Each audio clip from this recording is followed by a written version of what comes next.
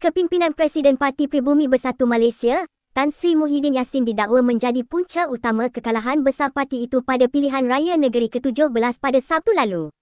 Susulan kekalahan tersebut mendesak Muhyiddin yang juga pengerusi Perikatan Nasional supaya berundur dan meletakkan jawatan beliau sebagai Presiden Bersatu.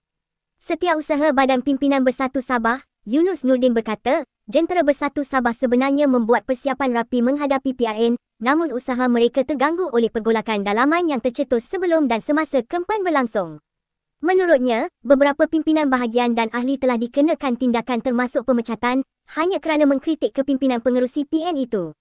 Beliau juga mendakwa bahawa tiada peruntukan kewangan disalurkan oleh kepimpinan pusat untuk membantu gerak kerja jentera di lapangan, meskipun parti bertanding di 33 kerusi. Yunus yang juga ahli Majlis Pimpinan Bersatu Pusat mendakwa, desakan itu mendapat sokongan daripada 20 daripada 24 bahagian bersatu di Sabah.